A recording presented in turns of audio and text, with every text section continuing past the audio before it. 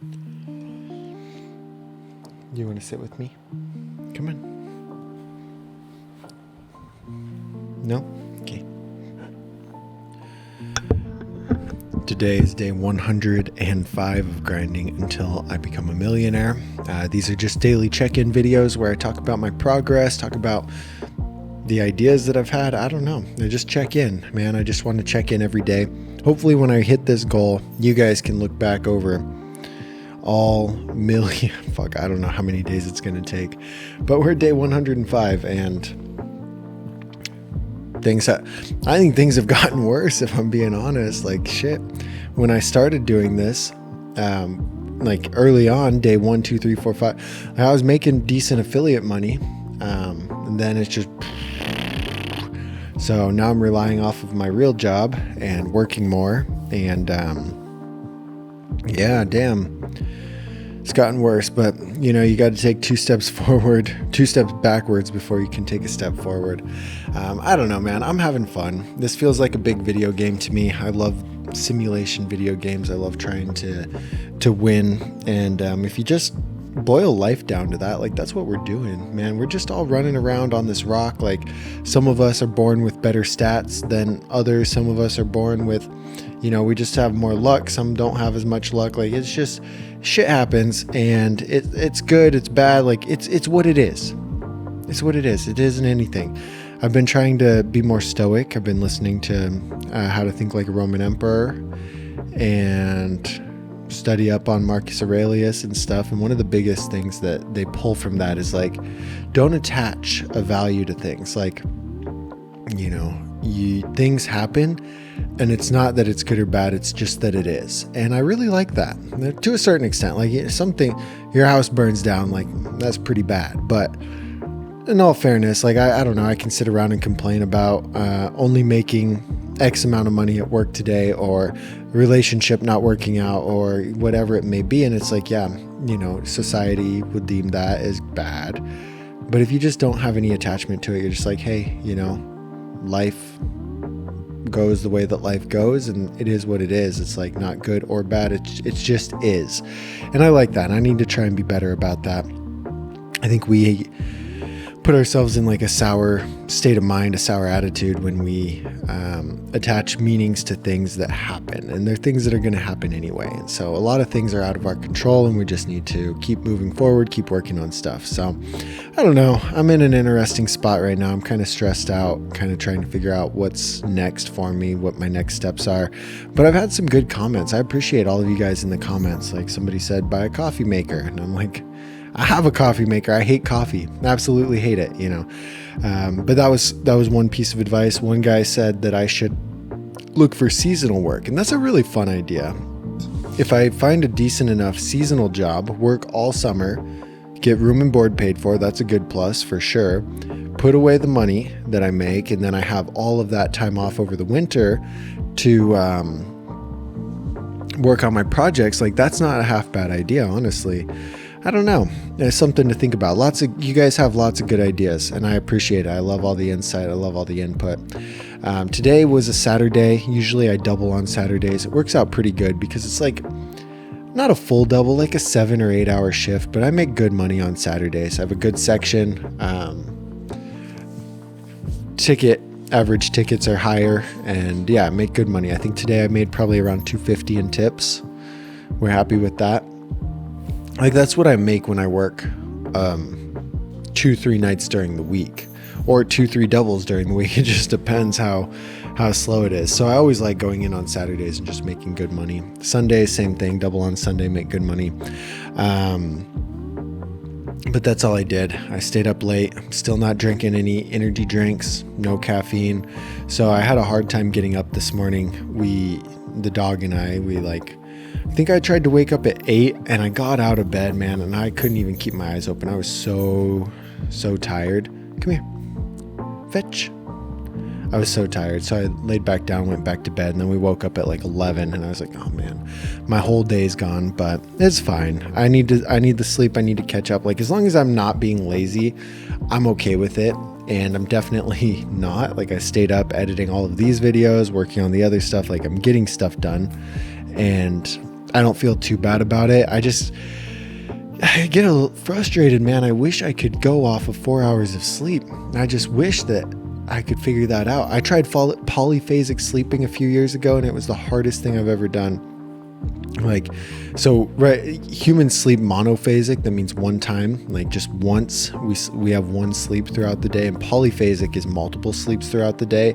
And there's a whole concept, like there's different formulas that you can do, different, I guess, sleep schedules that you can do. So sometimes it's like 2 4-hour sleeps work better for some people, or you break it down into 3 2-hour sleeps. And it's like crazy because they hack time, man. They hack time. And I think the concept, from what I understood when I studied it, is that you essentially, so backpedal, when we sleep 8 hours a day, typically we're only getting like a small portion of that is actual the REM and the restorative sleep.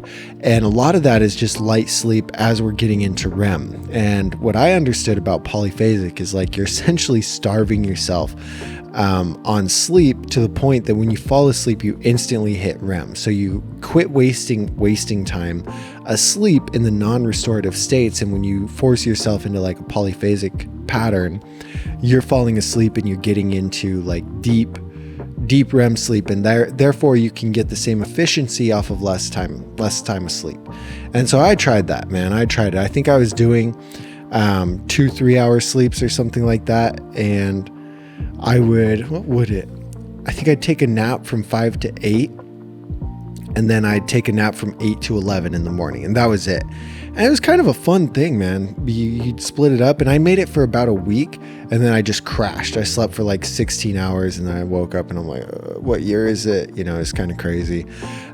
So that was hard. And if you have any kind of life or any kind of like job schedule, it's really, really hard to work it around that, especially if it's not a consistent schedule. Like serving right now for me, sometimes I go in at 11, sometimes I go in at 4:30, sometimes I go in at 5:30. And so it just would be really hard to have a structure like that, because I'm like, hey, I can't work because that is very important sleep time. You know, they're like, what the hell? What are you talking about?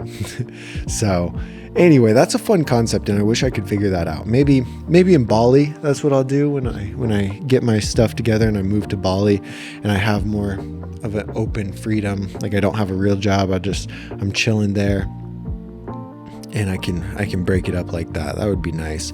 That'd be the goal, because I just feel like 8 hours a day is way too much time that it's a big waste. You sleep 8 hours a day, that's a third of every day.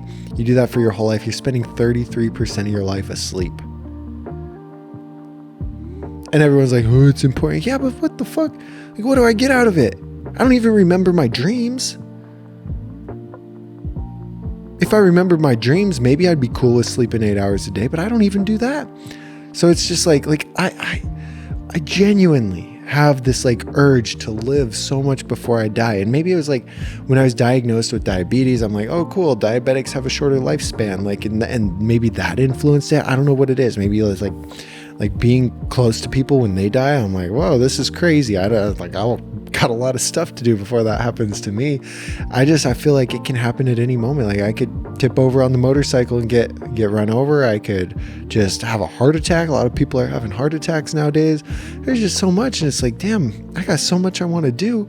I don't want to spend a third of that time that I'm here alive asleep. I don't want to. But then it's like, if I don't, I'm pretty miserable for the time that I am awake. And so it's like, is that really worth it? I don't know. I just know I'd get a lot more done if I could figure out how to sleep less. That's what I got going on in my head. I don't know how true that is. Like people will argue and say, well, no, you get more done if you sleep more because it's more effective or it's more efficient. It's like, fuck, I don't know. Like, okay, doctor. Anyway, I woke up, got ready for work, took out the dog. I think I worked on clips for Future Millionaire. I put some clips out, scheduled them out on YouTube, and then took out Joey, and then I got ready and went right to work. Worked a double, made pretty good money. Came home, and immediately, what did I start doing, man? I cooked my potatoes because I was out of potatoes. I needed to meal prep. I ran to Walmart. I got some chicken because after tomorrow I'm going to be out of chicken. So I'm going to try and get the chicken cooking before I go to work tomorrow. It's like that kind of stuff is very important. This morning when I went to make my food before I went to work, I was out of potatoes and I thought, damn, I thought I had one more portion in the container and I was wrong. And it wasn't the end of the world. I just got beets out of the cabinet. I have like canned beets that I substitute and it was fine. But if I'm out, like there was one time maybe a month ago that I didn't stay up on the meal prepping stuff. And my meal prepping is super simple. Like I cook 3-4 pounds of chicken in the crock pot about every week. There's 5 breasts in there. I eat my 1 meal a day, 1 breast a day. There's a couple days in there where I'll have food from work and I don't eat the breast, but it lasts me about a week.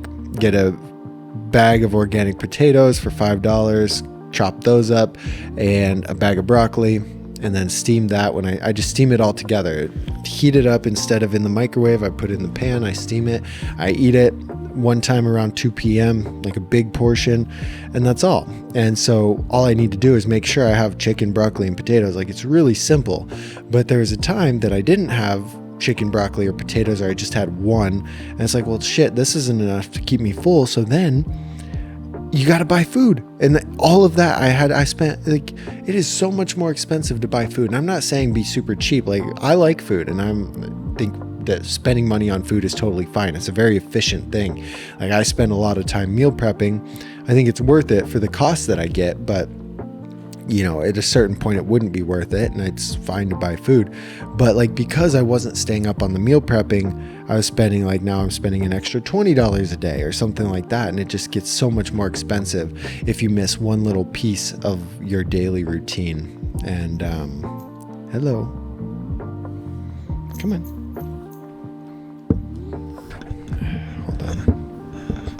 Come on. Is that comfy? Is that comfy? Come here. Oh, good girl. Alright. I'll just let her get comfy. So anyway, did the meal prep, came home, got food, got chicken and a couple other groceries from Walmart. And then I edited one of the videos. So I scripted, I think it was yesterday, I scripted 3 I filmed 3 yesterday. And then today the idea was that I knew working all day I'd only have time to maybe edit 1, and I didn't really want to, but I sat down and I edited it. For the most part, I have to do a little bit of tweaking, like add some effects and add some screenshots and stuff over the top. But for the most part, I got that edit done and I was like, I need to film this because I'm really tired. So I didn't completely finish it. Then moved on to filming this part. But anyway, it was really hard to stay disciplined and do that one thing. But like I've been saying for the last week, because I narrowed down my objective to my main objective is just getting all of those videos pumped out, then that's all I'm working on. Like I'm not stressed about anything else. I've got 44 things on the to-do list. But when I come home, I'm like, okay, I've got about an hour and a half of deep work before I need to start doing my nighttime stuff and wrapping it up. What should I do? Those are automatically level 1 priority. Those are automatically the most important things because those are directly in line with my objective. And so it's like, okay, I guess I'm editing one of these videos. Do I feel like editing it? No, I don't. That's the last thing I want to do. So tired of editing videos. That's all I've been doing for the last 3 years. Film edit. I'm so sick of it. But anyway, got to get those videos pumped out and I'll take a break. I'll do something else once I have those videos done. Hopefully at the end of January, move on to another objective. So anyway, that's kind of all I did. My takeaway from the day would be to make sure that you know what your priorities are and how things rank. Like you're going to find time throughout the day. Now this is assuming you've already cut out all the bullshit. Okay. I don't have a TV. I don't watch TV. I haven't had Netflix in forever. I boxed up my PlayStation and my Xbox, everything, boxed it up, put it in the closet, like don't touch it. Haven't touched it since when I get burnt out, I'll take it out and play it. And I'm okay with that. But it's like I've cut out all that bullshit and all those distractions so that when I'm home, I just have certain things to focus on. And it's like, so I came home, I did the grocery shopping, did the meal prepping, and then it's like, now what? Okay. I've got a list of things I can do. Since I know what my priority is, what my priority is for the month, it's very easy for me to say, okay, I need to edit this video, this video, this video. Those are like the 3 number 1 priorities. Replying to this email, setting this system up, doing this, those are like level 2. I'm not going to worry about it right now. I can grab the number 1 priority. And I think a big issue that a lot of people have is like, we write down stuff on a to-do list, we write down goals, we write down ideas, but we don't actually prioritize it. The reality is we have 24 hours. We're sadly spending a third of the hour, spending 8 of those hours asleep. Maybe we're spending 8 of it at a real job. We got 2 hours of eating and getting dressed and like just monotonous things like that. And if you're perfect with your time, that gives you 6 more hours to do other things. And what you fit into those 6 hours is going to be crucial. And if you have your to-do list, but you don't know what actually is important, I think a lot of times we pick what we want to do and not what we should do. And you think about it in The War of Art, the Stephen Pressfield book, War of Art. Really, really good book for anybody who's trying to do this, like entrepreneurial shit, because he breaks it down into like, hey, you've got yourself and you've got yourself as a boss, right? And you've got to make sure that you're showing up to do your art, your project, whatever it is. Art is his example. You're showing up to do your art every single day, no matter what. You're clocking in, you're clocking out, and you're thinking about it is structured like a job. When I was doing marketing, I'd show up to work and I would sit down with the other people around me, the people who were like my bosses and just, people like that. And we'd sit down and we'd figure out what is the most important thing to be working on. And like, we do that. And then it's like, okay, here's my list of things I'm going to do. They give me a list of things I'm going to do. And then I work on those things. But when we do it entrepreneurially, we just show up and we're like, I kind of feel like doing this today. And it's like, that is bad.